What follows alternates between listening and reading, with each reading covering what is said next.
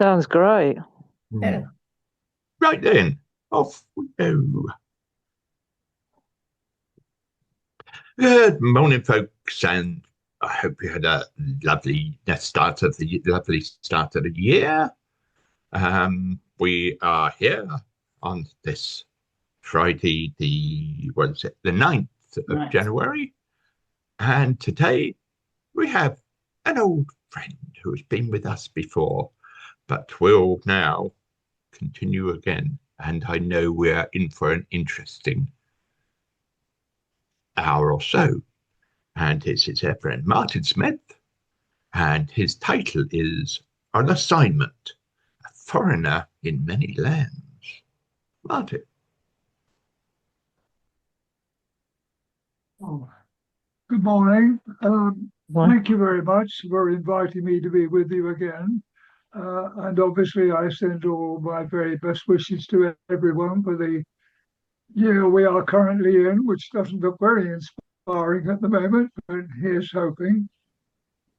The past few weeks, Christmas season always has me thinking about the past, and it turns me over in quite a way. It makes me think of all sorts of things. And one thing you should be aware of that film work has taken me to, get ready, Angola, Argentina, Austria, Bolivia, Brazil, Canada, China, Cyprus, Czechoslovakia, France, Germany, Hungary, Israel and Palestine, Japan, Lebanon, Poland, Portugal, Russia, South Africa, Spain, Sweden, Sudan, the United States, Vietnam, and the United Kingdom. So you can see I've been to a lot of countries, so I don't know very much about anybody, is the immediate thing you must think from that. So in many respects, when I go overseas on location, which I've done for more than 50 years, although I've been retired for more than a decade, it's always a fresh experience. It's very normally too long is spent in a hotel room waiting for the phone to ring or a car to take you to an office or things like that. But nevertheless, the few days are quite interesting. And I always find when speaking to foreign correspondents and people like that who are there all the time, that they see things rather differently. And in some ways, I think the daily reports that we get are quite interesting, but they get used to the scene. And when somebody pops in fresh, one does occasionally see some interesting stuff. Anyway, I'm going to read to you something that I wrote earlier. And any of you who bought my book, and I know there are a few, you may recognize what I'm going to go through. I wrote this during COVID, when the world was in a terrible state. Anyway, at secondary school and as a teenager, seeing as many films as possible was an obsession, especially if they were American films. Glenn Ford in 3:10 to Yuma, Spencer Tracy in Bad Day at Black Rock, Henry Fonda in 12 Angry Men, all cultural examples of men doing well what a man was supposed to do, and implying that this was the American way of life. But when I started working in the States, I was surprised at how many Americans seem wary of speaking out. Holding on to a job seems so important in their lives, not like the strike ready Britain that I've come from, nor like the Hollywood heroes I'd spent hours watching in my youth. My job in 1980 was to make several films about America's war in Vietnam. I was there because sponsors of documentary films for American television thought that a series about the Vietnam War was a dangerous idea. I was told of one executive who, after hearing that the films would be honest and scrupulously fact checked, commented that however you looked at it, the Vietnam War had been a negative part of America's history, and his corporation had no desire to be a part of it. Reluctantly, the PBS station who were making the films needed co-production money and asked British and French broadcasters to join the project. As one of the directors on the World at War series, I was hired as the British producer on a 13-hour co-production, Vietnam, A Television History. Just a few miles from the PBS studios in Boston, a unique architect-designed house was rented for me, my wife, and our 3 sons, whilst I was working with the American team. I'd filmed in the United States several times before, but that had been on hurried film shoots, and I wasn't fully prepared for family life in a foreign country. Our new home was in a posh, overwhelmingly white suburb where the giant supermarkets piled high with foodstuffs promised luxury and satisfaction, as did the ostentatious department stores and car showrooms. It all felt very different from life in Lambeth. We sent our boys to the local school, pleased that it was considered to be one of the top schools in Massachusetts. When we attended our first parents' evening, the classroom tables were neatly set out with each pupil's work, together with a notice identifying the parents, in our case, Mr. and Mrs. Martin and Angela Smith. Sounds ordinary enough, doesn't it? But in this school, we were something of an oddity, not because we were English, but because so many of the pupils were listed were sons and daughters of professors and doctors working in Boston's many universities and hospitals. They were obviously people capable of ensuring the very best public education for their offspring. Sadly, most of Boston and Massachusetts wasn't so lucky, and I soon became aware how divided the city was along racial, religious, cultural, and economic lines. Irish Americans, African Americans, Italian Americans, English Americans, Latin Americans, all seeking their own community and a place in the American dream. To me, the city, rich in museums, grand houses, public art and sport, felt meritocratic and judgmental. Part of that feeling, I'm sure, came from personal doubts about my ability to acquire enough knowledge to make worthwhile films about the bloodshed in Vietnam of the Vietnam War. I was skeptical about the history peddled by both parties on the war, but I soon realized I had more sympathy for the Vietnamese civilians than I did for the American military. The English poet Adrian Mitchell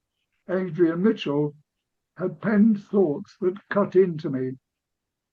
I was run over by the truth one day. Ever since the accident, I've walked this way. So stick my leg in plaster. Tell me lies about Vietnam. You put your bombers in, you put your conscience out. You take the human being and you twist it all about. Tell me lies.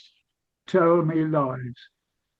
During the pivotal years of the Vietnam War, President Lyndon Johnson and his Secretary of Defense, Robert McNamara, were fearful that if the communist-led nationalists in North Vietnam defeated the American-backed regime in the South, it might lead to the communists taking over all of Southeast Asia, as had happened in parts of Europe after the Second World War. It was called the domino theory and helped fuel a war in which some 58,000 Americans lost their lives. 7 years after defeated American troops left Vietnam, we were a mixed group of filmmakers trying to chronicle a war in a society that was split between those who thought it could and should have been won and those who were convinced it should never have been fought. Whilst producing the series, we held screenings and discussions with academics and military experts, analysing each film. During those screenings, I often felt I was under siege for voicing critical comments about America's behaviour. I hadn't realised how much the sessions were affecting me until I was driving home from a screening and found my body was so tense I had difficulty turning my head to look in the rear view mirror. The car was a second-hand Ford LTD, a gas guzzler, famous as the largest domestic car produced by Ford in North America. As I parked our behemoth of capitalism in our yard, I thought about the 3 million Vietnamese from North and South who died during a war that had included the largest aerial bombardment in human history. Whilst my family and I enjoyed brief trips to Disneyland and the sights of New York, the American and Vietnamese governments were at diplomatic loggerheads. That meant getting permission for American and British crews to film in the new Vietnam was, to put it mildly, difficult. After negotiations with the Vietnamese embassy in London, I was eventually able to obtain visas for a British crew and spent 9 weeks filming in Vietnam. Importantly, I also obtained permission for an American producer and a chief correspondent on the series, Stanley Carno, to join us to interview Vietnamese leaders. We filmed at the Vietnamese border with China, then travelled down the famous Ho Chi Minh Trail in a dilapidated Hungarian bus that took us along the tracks and roads through which the North Vietnamese had sent troops and material to fight in the south. The wartime damage and poverty the country was still experiencing was very evident. Our driver and fixers worked hard finding places for us to stay and get food. At one very rural location, our host stirred up a hearty stew. Only afterwards did we learn that one of the ingredients was dog meat. We had no difficulty filming politicians and soldiers from the defeated South Vietnam government. Washington gives priority to helping refugees who became endangered because of their association with the United States. During our filming in 1981, there were an estimated 235,000 Vietnamese refugees in the United States. Till now, there are more than 2.25 million Vietnamese people living in America. Official figures in 2018 indicate that 45 million of American residents were not born in the United States. The American dream has great pulling power. As my contract for the Vietnam series drew to a close, my wife and I agreed we wanted to return to Britain. There was a toughness and even a meanness in the USA that worried us, the lack of a public health service being a notable example. We returned home and found that in 2 years, Britain has changed. It was becoming more like America, where selfishness rather than society reigned supreme.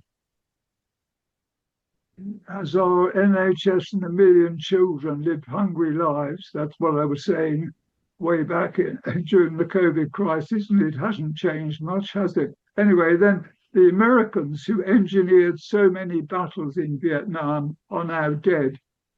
In 2003, one of them, former Secretary of Defense Robert McNamara, ruminated, "I think the human race needs to think about killing. How much evil must we do in order to do good?" I think that's enough from me now, and I'd like to throw it open to you for any queries you have, or maybe to refer where we are today, or where that little diatribe from me leaves you. Thank you.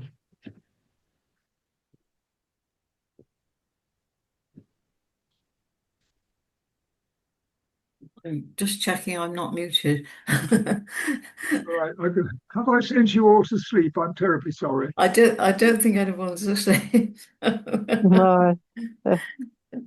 It's very, very, it was great, actually. I think the word is contextualized, or maybe it's not, it helped me to get a feeling of where we're at in history and where the consequences of the Vietnam War are still with us in a way. The different understandings that we all brought to it and the extra chaos that ensued. I'm really interested in the person who was looking. Who was it you said was looking into uh, how much how much killing we had to do in order to attain Robert peace? McNamara, Robert McNamara, my Secretary of Defense. He was a big time executive in Ford before he was hired by uh, President Johnson to take charge of the war. And he was really absolutely in charge of the war. He was also a man of conscience. He was a Catholic. He thought he was doing the right thing. Mm. And he was the man who was in charge during the Cuban Missile Crisis, about which I'm happy to talk if anybody wants to hear about that time. But he was a man clearly conflicted, and in the latter times of his life, I think, had grave doubts about his actions. And he never apologized for his actions, but he was clear about the seriousness of the nature and the questions that could be asked about it. Unlike the president incumbent of the president of the United States, who clearly believes that he is the living incarnate of God and international law. Would McNamara, being a Catholic, have stated the idea of the just war theory? Well, he certainly has taught that way, whether he ever spread that way. And yes, I'm sure he did feel that way. I'm convinced he was a man of conscience. And Mm. I'm convinced what he did it in all seriousness, believing that it was the right thing to do from where he was, that the price to pay in Vietnam was better than the price that might have to be paid if communists started taking over countries. Yeah, yeah. It's It's always easier, I think, and this might be me being cynical, but it's very easy to sit in your office in a foreign country and send your people to war, knowing that you aren't going to go there, that you aren't putting yourself on the front line. And I think that is something which has happened in history so very often in the 20th century. You know, the politicians who send people to war don't go themselves. So I think you see there's something very similar going on. People are ignored. In Britain, we have the austerity program and Osborne, etc. And we've also had talks even now about cutting various disability benefits and things like that. The people who run society and at the top of the society seem to be able to push aside the damage that's going to be done. I mean, austerity killed hundreds of thousands of people, especially children, and shortening the lives of the elderly. But they knew it was going to happen. They allowed it to happen because they were convinced overall. So, I mean, I think it's an outrageous thing. I think it's outrageous today that we have a Labour government which is able to put the poor and the needy so low in the list of priorities that the list of priorities, what the city and the banks will respond to, and no real feeling, it seems to me, that something else happens. But this is power politics and the world we're in, I'm afraid. But like you, I do find it interesting how people always find ways of putting up with things. But speaking personally, I remember when I went on my first big filming trip, it was to Germany, and it was to film in Darmstadt. And one of the people I had to film was Albert Speer. The person doing the interview itself was Philip Whitehead, who was quite a prominent Labour MP at the time, who was making a programme that should explain the World of War had 24 different films, and I was sometimes covering for other people. So it wasn't my film, but I had the crew, etc., etc. We arrived in Heidelberg. This is Foreign Places. I'm staggered at how prosperous it looks. It really does look not as prosperous as the States, but really prosperous. We drove up to Spear's residence, and this is the man, head of Labour, served several years, ran the slave labour camps, the absolute murderer of many human lives. And there were two big pillars at the door of his house on the hill, and as big as this, there were signs which said Spear, and the gates were open. My first thought was, how on earth is he living here? How come nobody has popped him off? I mean, this is so no security, no nothing. But clearly that wasn't a thing. But that wasn't my major thought of the day. My major thought of the day was I had a four-person crew and an interviewer wanting to do the interview. So one of the first things I have to do is to shake his hands. And I have felt soiled ever since. I did shake his hands. I was very polite to him. I was friendly, but certainly I was extremely polite. We filmed in his garden, and one of his grandsons or nephews or something was running around, and he was all very relaxed, and he answered his questions in the normal way. He didn't sound particularly revealing. I did feel he had no conception of how evilly and terribly he had behaved. He seemed to be quite at ease with himself. And the more he was talking, the more I was feeling I'd like to argue with this man. I'd like to tell him where to get off, tell him what I own. I did no such thing. I kept stum. So I did my bit. I stepped quiet. I let him carry on with his thoughts, and did something that I regret ever since. And I think, what does a handshake mean? Sorry, that's sideways, but if you're talking about being on assignment, it's one of the things I remember most in my filming life. It's still with me now. I still think, should I, when I was going, be rude? And I just off we It's went. hard. It's hard though, isn't it? Because by not saying anything, you enabled him to convict himself by saying his thoughts less warily than if he felt he had to be defensive, perhaps. Well, it was complicated, George, also because I was the director. I was not the interviewer. It wasn't my own film. If it had been my own film, I think I would have done the question much more difficultly. My task of the day was to ensure that everything functioned effectively, because Philip White didn't have a union ticket. I had a union ticket, and away we went. Those were the glorious days when unions had some power in life. Perhaps too much, people would say, but I consider it better now when working class people seem to have almost no protection unless they're on strike and are being, screamed at by everyone.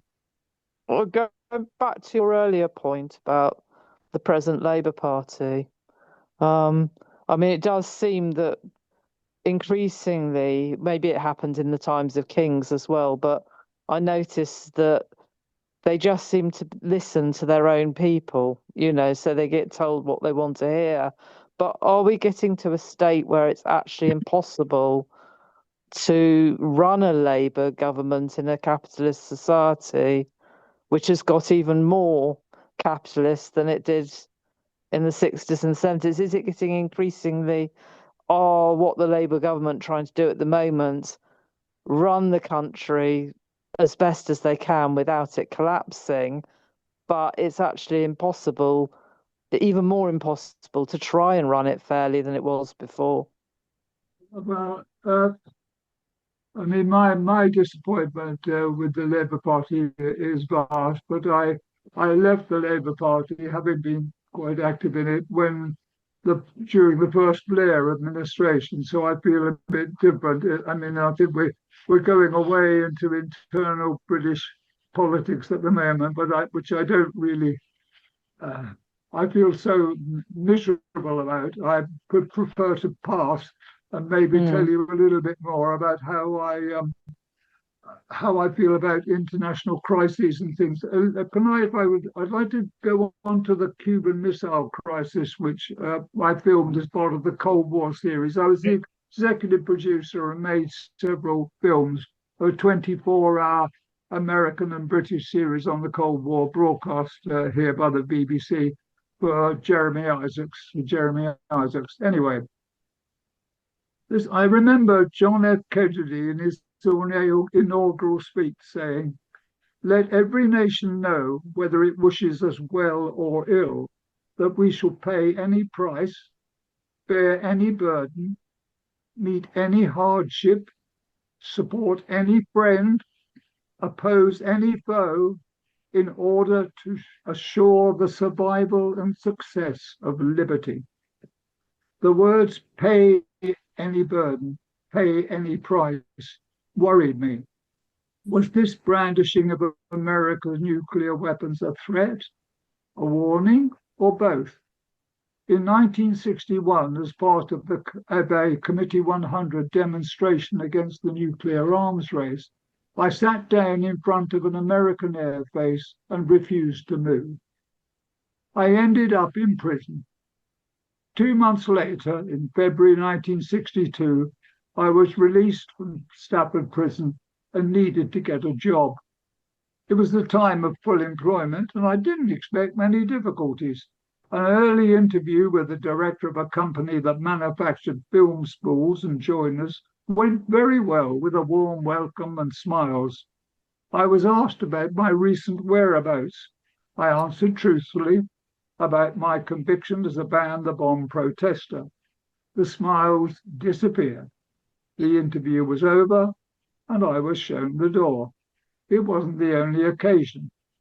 Whilst I was out free, having served my sentence, 6 office staff of the Committee of 100 were in court, facing charges under the Official Secrets Act for organising the non-violent protest demonstration that I had helped marshal at an air base in Essex. At the trial of the defendants, Pat Pottle, the chief prosecution witness, asked the chief prosecution witness, Commander Air Commodore McGill, "Is there any official order you could not accept from the government?" After the judge intervened, Pottle reframed his question to McGill. "Would you press the button you know is going to annihilate millions of people?" With some hesitation, McGill replied, "If the circumstances demanded it, I would." Witnesses for the defense, who included the world-famous philosopher Bertrand Russell, were unsuccessful, and all of the defendants were found guilty. Pat Pottle, Michael Randall, Ian Dixon, Terry Chandler, and Trevor Hatton were sentenced to 18 months imprisonment. Helen Alengranza, the committee's welfare secretary, received a 12-month sentence. Eventually, I got part-time work as a 16mm mobile film projectionist, showing at colleges and factories. In July 1962, I was sent to show a feature film organised by the Egyptian embassy to celebrate the 10th anniversary of the Egyptian revolution, which ended the corrupt regime of King Farouk. I was shown into a large, regally furnished room where chairs had been set out in front of a single, very ancient-looking 35mm projector. Alongside the projector were 11 cans of film. I knew that each contained about 10 minutes of film, so I was going to have to stop and lace up a projector every 10 minutes. Not terribly happy situation for the audience. The official in charge said the first film was a short documentary. With many faces watching, I checked that the film was on non-flammable safety stock and threaded up the first reel. As the opening titles began, there were uneasy movements and whispers. After a few commentary words in Arabic, I was abruptly told to shut the film down. The documentary had been made during King Farouk's reign, and the facts were unpalatable. I quickly loaded up the main film again and explained that after every 10 minutes I would have to stop. With the feature film running, the audience settled down. After that first part was over, the projector seemed unusually warm. Under normal circumstances, I'd have stopped the show. But with an increasing, frustrating crowd in front of me, I pressed on and started reel 2. It was a mistake. In the middle of an early scene, the picture and sound shuddered to a stop. As I was switching the projector off, flames and smoke flickered from the motor, and petered out, leaving an acrid smell. The evening was at an end. Then I heard from my trade union, the National Association of Theatrical and Kinematograph Employees, that a projectionist was needed at the documentary studios. And this is the time, this is the world where, in the entertainment world, 62, the masterpiece Lawrence of Arabia, the film, the first Dr. No series was out, and Coronation Street was in its 3rd year. In the real world of 1962, Adolf Eichmann was executed for a singular role in the Nazi extermination of Jews. Martin Luther King was released from a stay in prison. Marilyn Monroe was found dead in her bed, and Soviet cosmonauts were orbiting the Earth. And President Kennedy sent 11,000 troops to South Vietnam. For 13 days in October 1962, the world stood on the brink of a nuclear war. Anxious to stop the spread of communism, President Kennedy had backed a failed invasion by Cuban exiles to overthrow Castro. Soviet Premier Nikita Khrushchev responded to that by sending nuclear missiles to Cuba. Kennedy's generals suggested a military strike to get rid of them. Instead, Kennedy imposed a naval blockade of the island. Khrushchev warned America that if Soviet ships were stopped and boarded, his submarines would sink the American vessels, and that if the US insists on war, we'll all meet together in hell. During the weekend of September 27, 1962, I was one of the millions around the world who thought nuclear war was imminent. In the United States, Secretary of State Defense Robert McNamara said, "I thought it was the last Saturday I would ever see." Today, the British Library sums up events this way. The subsequent negotiations between Kennedy and Russian leader Nikita Khrushchev represent an incredible achievement in the history of political diplomacy.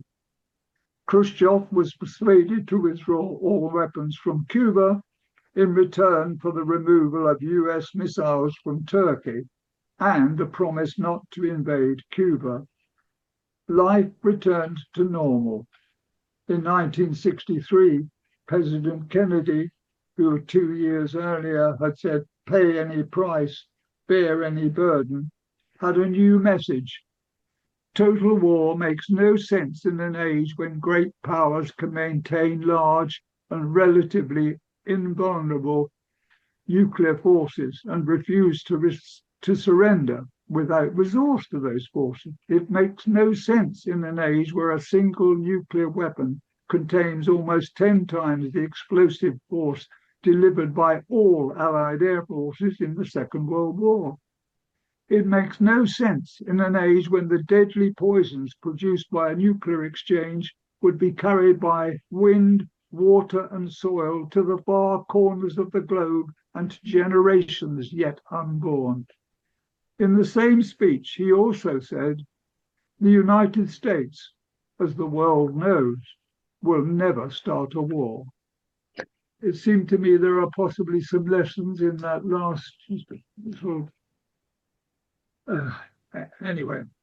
this is the world we're in. Somebody else completes. I'm sorry if that was a bit long to be reading something, but I read it again this morning and I thought, goodness gracious me, with Venezuela going on and everything else, we really haven't moved very far, except that we now have a man who, shall we say, is rather oddly ensconced in America. And I personally feel that the recent years are so reminiscent of Nazi Germany, when Germany, the most civilized country in Europe, abandoned its laws, when all the papers followed the line, when all artists were carried on working even though their colleagues were being dismissed. And it seems to me that Trump is acting exactly like the worst of dictators. His military behaving the same, and all of the corporations, what are the corporations doing?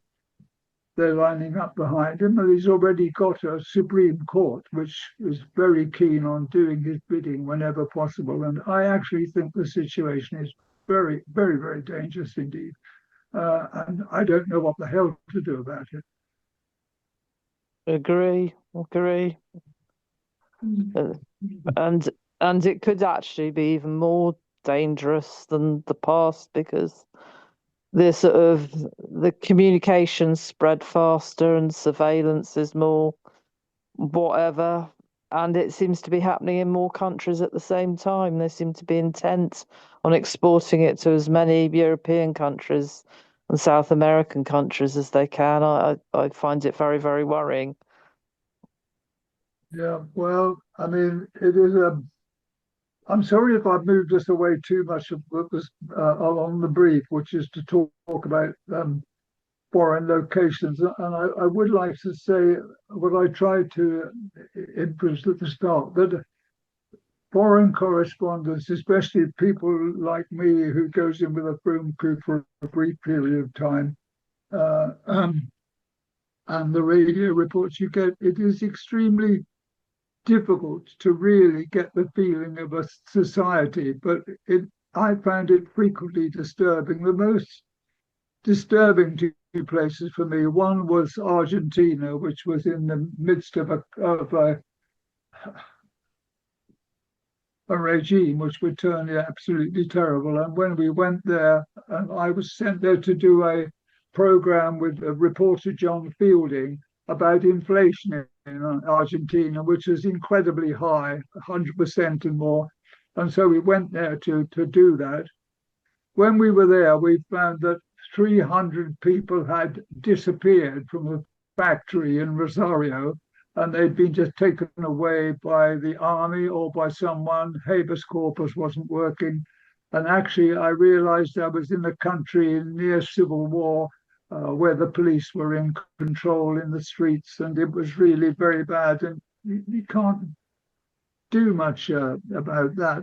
Argentina was sort of, it felt quite European. The country that I saw was relatively evenly distributed economically and so on. The one of the worst places for me in terms of, well, this is a bit shocking, was Brazil, where the contrast between the really rich people in Sao Paulo and the people living in favelas was just awful.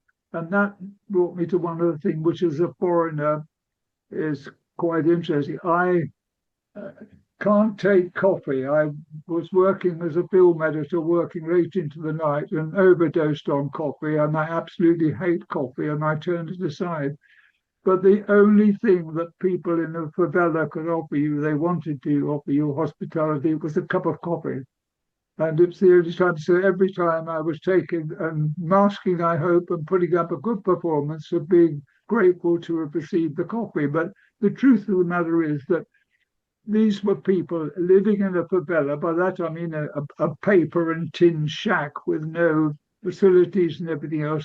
The man in turn was a factory, was actually working for Volkswagen, the Volkswagen plant in Brazil, virtually no working rights, say, etc., etc., etc. I mean, these are people who are living in a different frame to me, and it's actually quite difficult to be open with them and so on, and then to go back to your four-star hotel and have a lovely meal and all this sort of thing. So it's hard. The other place that shocked me was being in Bolivia. Jonathan Dimbleby was doing 3 films on Latin America, and I was doing 2, the one on Brazil and another one on Bolivia. And in Bolivia, the conditions were terrible. It's a small town, Sigloventi, which had once been a very prosperous tin mine.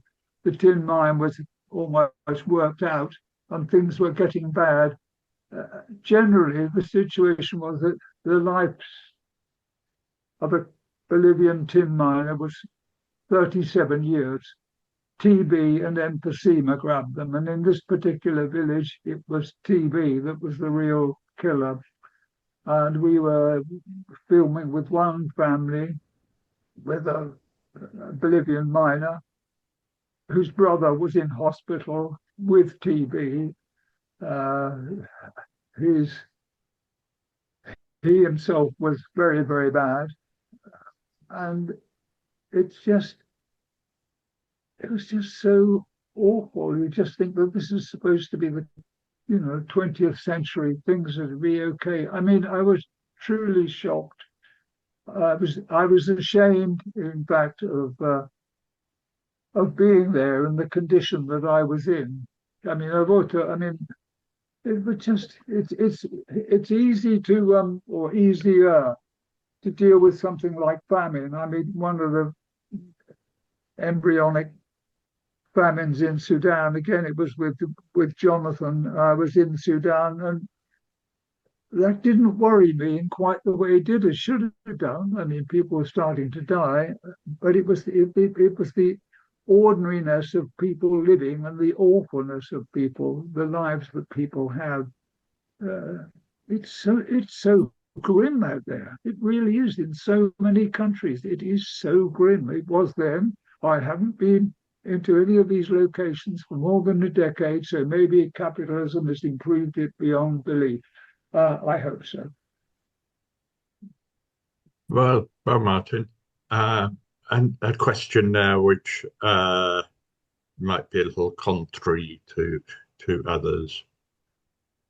Are there countries where you have been where it's got better than worse than you went there? Sorry, I didn't hear you. Can you go again? I don't think I've got my hearing aids in. So. Oh, I have to have mine in now. You said momentum. Are there any countries where you have been, where things have got better rather than stayed the same or got worse? Well, unquestionably.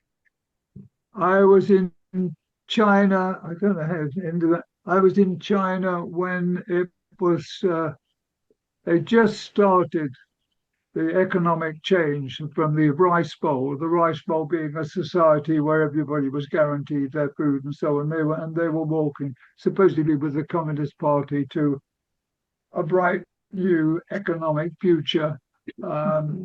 Unquestionably, that has happened. I filmed in Wuhan, which was a horrible, miserable, awful. It was a combination of a steel town and a linen town. It was like Manchester and Sheffield being joined together. Really horrible. The conditions were bad. What I saw, the people living and what's going on in China, yes, things have got better. They're a dictatorship. They're practicing genocide within where they are. But unquestionably, life has got better, as you can tell by the number of students we have here and by the fact that all of the new buses in Bristol are made in China. They're no longer made in Britain. We can't manage to make efficient buses anymore. So yes, in economic terms, things have definitely improved for China. Things are a bit better in Vietnam. And the truth of the matter is that also in Latin America, in many of the countries, things are slowly better than they were before, in part because of World Health programs, because of education, because of a whole variety of things. So the world is not completely going in one direction. But at the moment, in terms of tension and the possibility of war and the collapse of things, we're going in a long way. But no, I mean, and if you look at it here, most of us here are living a better life than we were living 2 decades ago. It's a more prosperous life anyway. So I can't come up and demand revolution out there. I wouldn't feel capable of doing so. I'd be terrified what the prospect might be. I wonder if I have things that I think are relevant to the reform. It's local and things like this rather than something overseas. I don't want to get involved in Gaza and Israel. I have filmed in Gaza and Israel. I think that the genocide that the Israelis are committing is criminal in the nth disease. Probably the most noticeable thing I've done in my life was for 2 years. I helped establish the United States Holocaust Memorial Museum, which is one of the most successful museums in the world, which we had the seemingly impossible job of trying to explain the Holocaust. I think the conduct of the Israelis in Gaza is terrible. I filmed with refugees. There's one series I walked away from. I was employed to do 4 films on the series, and we had such arguments on making the first. This was for an NGO, it was a Search for Common Ground, an American-backed organization. They didn't like the fact that I insisted we had to have the history in order to understand the future. They were sort of behaviorist types who believed you ignore what happened and just deal with the situation now. And I said this wasn't a situation where that we're going to, and I had to clear off. So anyway, do we have 5 minutes? Could I read you something about which I called Keep Out, which is the way Britain has responded to foreigners, or would people like me to shut up and tell me to carry on? No, go for it, Martin. Okay, let me here we go. Page 75. No.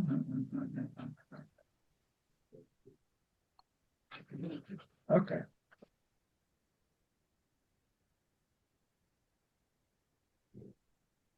The government was introducing new immigration laws in 2021 when I first wrote this. For more than a century, Britain has been searching for different bureaucratic methods of keeping out unwanted arrivals. This was the time when I was reading this, that Priti Patel was the person who was stopping people coming over here. But the doors to Britain had never been completely closed. The Kinder transport children who fled from Hitler were allowed to stay. So too were thousands of Polish soldiers who fought alongside us in the Second World War. In the 1950s and 60s, we need people from our old countries to help run many other industries, especially the health service. We gave them a very mixed reception, the effects of which are still with us. First, a disclaimer. I cannot claim to be unbiased. I have 8 grandchildren. 3 are partly of Indian descent, 2 whose mother is Italian.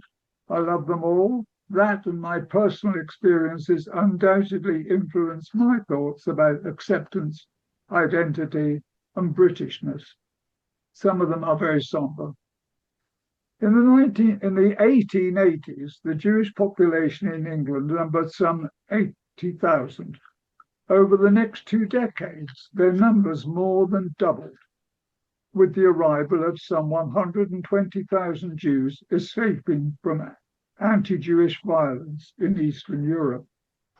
Their highly visible presence in London's East End led to virulent anti-Semitism in the press and Parliament. That led in 1903 to the establishment of a Royal Commission on Alien Immigration. A leading participant was a Conservative Member of Parliament, Major William Evans Gordon, who, with the British Brothers League, led a campaign against the arrival of any more Jews. Like Enoch Powell's attack on Haitians in the 1960s, Evans Gordon made a name for himself by warning of an apocalyptic threat to the British way of life. When Winston Churchill was a Manchester MP, he spoke out in Parliament against Evans-inspired Aliens Act, and Churchill argued for the retention of what he called the old and tolerant, generous practice of free entry. Despite Churchill's vociferous opposition, a revised version of the Aliens Act came into force in 1906 and led to immigration officers becoming gatekeepers of British ports. One Jewish rival agreed with the anti-immigration Evans Gordon. That was the Russian-born chemist and Zionist Chaim Weizmann. In his memoirs, Trial and Error, Weizmann wrote, "I think our people were rather hard on him. The aliens bill in England and the movement that grew up around it were natural phenomena." And he goes on to say later on, whenever the quantity of Jews in any country reaches saturation point, the country reacts against them. It wasn't Jews who were inflaming English xenophobia in the Victorian and Edwardian eras. The energetic Evans Gordon warned that every one of London's Italian immigrants carried a knife, which he's ready to use. Writer Henry Mayhew's Social Service of the London Poor were frequently catalogues of woe. At a house for the destitute, he found Frenchmen, Germans, Italians, Scotchmen, Englishmen, Irishmen, Americans, Spaniards, Portuguese, and Poles. Mayhew had little sympathy for the occupants. The misery of the many that are driven here, he asserted, is of their own making. He also claimed that 9 out of 10 habitual criminals in London were persons born of Irish parents. In 1901, Blackwood's magazine asked their readers to imagine a struggle for the existence in the tailoring trade between a Polish Jew and a Chinaman. And 2, think of it if the slums were to bring forth a slit-eyed mongrel. Fears of degenerative race mixing and feeble-mindedness were frequently voiced. Churchill was one of those who favoured sterilisation and spoke of the need for compulsory labour camps and colonies for mental defectives and feeble-minded criminals. It was Charles Darwin's cousin Francis Galton who invented what's been called the science of eugenics. Anyway, 41 years later, after Galton had published his major works, another prominent eugenist, Cyril Burt, determined much of my life. Burt believed that intelligence was inherited and that it was wasteful to offer advanced education to a 10 or 11-year-old child who did badly in IQ tests because their intelligence would remain the same throughout their life. After Burt's death, the medical journalist, Dr. Oliver Geely, and his assistants couldn't find the twins that Burt was supposed to come across, who fashioned his theory. Undaunted, Sir Cyril Burt's supporters claimed his work was not fraudulent, merely careless. Fraudulent or careless, getting into a state grammar school like those in Kent or the top private schools in Bristol can still require passing a competitive examination like the Burt's famous 11+ exam. And it's important to remember that the eugenic movement at the time was just so strong throughout. The eugenic movement, they had adherents like George Bernard Shaw, H.G. Wells and T.S. Eliot, not to mention world leaders like President Roosevelt, Woodrow Wilson and Adolf Hitler. Let's go back to England, where I'm from.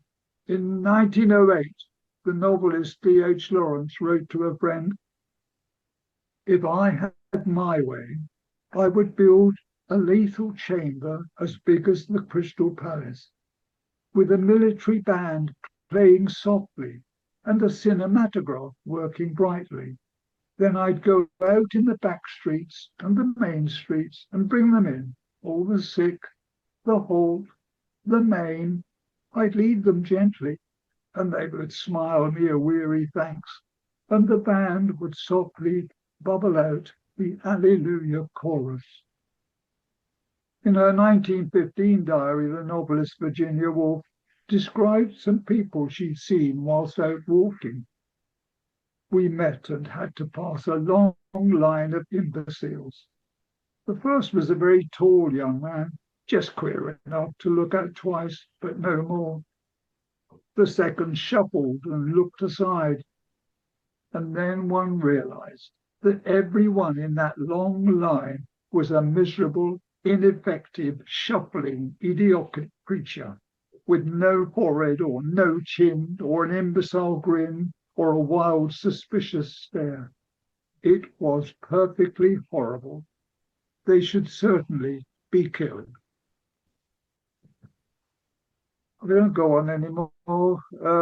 I think it just is important to remember that we're a tough lot, we Brits. We've got to where we are by colonizing and controlling the world. Some of it, I have to say, very much aided by prominent Quakers in Birmingham, who were the mainstay of many of the small arms which produced and killed so many people, and that the Quakers there, just like the Germans in the Second World War, were able to find a reason why it was okay to do so. We are all blunted and dangerous souls. I think I've said more than enough. Do please put me properly back in my place. Thank you. I just missed the one when you were talking about the people that were writing eugenic inspired stuff. What was the penultimate? Who was the penultimate one you read from? I just missed the name. Now you're going to speak into me. I can't remember these things in these days of age. Go to page 75, Martin. This is being recorded, though, George. Oh, right. Okay, fair enough. You can Yeah, pick it up then. Okay, thank you. I don't want to read it all again. No, fair enough. It's quite horrific. Yeah. I think the whole I think the whole idea of eugenics is so horrifying. So, how people could think such utter tosh. Still, I find it still people are doing it today, and there are obviously painfully Americans within the Trump government who still profess this, still profess a very right wing, very some people are less than they are. They are they have been given a God-given right to pronounce upon this, and I think it's just utterly disgraceful, and and also. I think I would like to say that I think the present Trump administration, Kennedy and vaccines and all of this sort of thing, and the changes he's bringing, there is still the Darwinian belief that it is best that the ill die and got rid of, that they are a burden to society. It's very Hitlerian, their approach. Don't forget that Hitler didn't first start killing Jews. He started killing the mentally ill and So I think basically there is still an attitude in America that society would be better if we stopped spending money on the poor and make it on making people richer. And it's part of the thing that allows us to put up with multi-billionaires getting money and ignoring what is happening at the bottom. We think people at the bottom do not matter. And if they are unwell, well, it's probably kind enough for everybody if they just went away. It's terrifying. Mm. One thing we also have to remember is Donald Trump cannot live forever.